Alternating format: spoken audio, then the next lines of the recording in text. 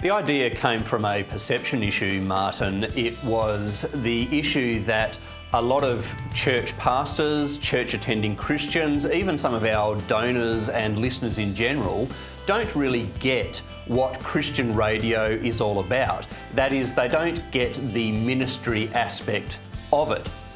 People might think that it's a great thing to have in the community, it's nice to listen to Christian music, it's a nice thing to have, but that's really not what Christian radio is all about. It's really about being a subtle evangelistic tool for the local churches.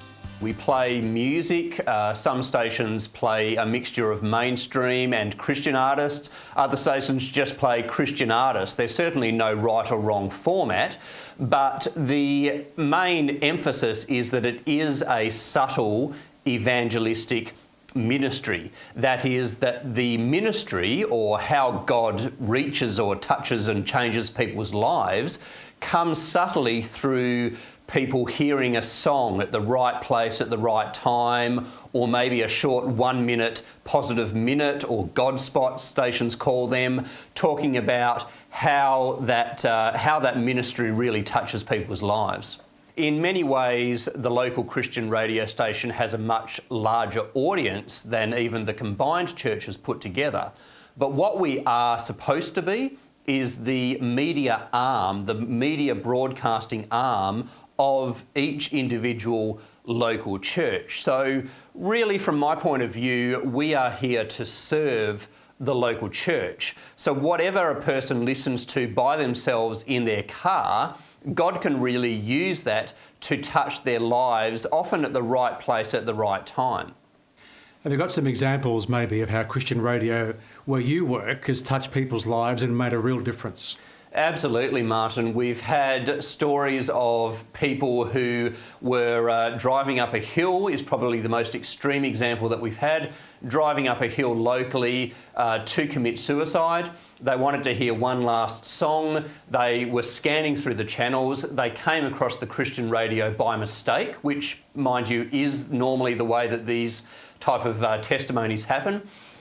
Came across the Christian radio by mistake, heard a positive minute that really spoke to them, and this particular guy stopped the car, called a Christian friend, told him what he was doing, and said, "Hey, can you come to me, because I need help, and I've just realised that I need help because of something I heard on the Christian radio station." Most Christian radio stations are not-for-profit, or even if they're not officially not-for-profit, they aren't out to make a lot of money.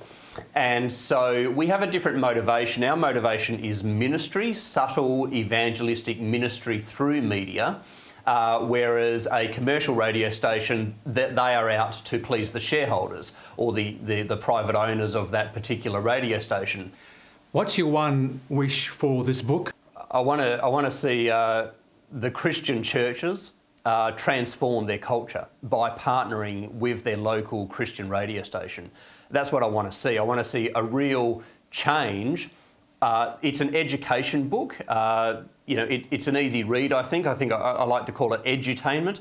But I want people to read the book, understand how God works through, understand the ministry of Christian radio, partner then with their local Christian radio station, just start the conversation. For one thing, start talking to their local Christian radio station, start incorporating the local Christian radio station into their written 3-year vision plan for their church, and start praying for them. So rather than just praying for your overseas missionary organisations, how about you actually start building your local church and strengthening your local church by using the evangelistic, very powerful media tool that you have on your doorstep to actually evangelise your local area.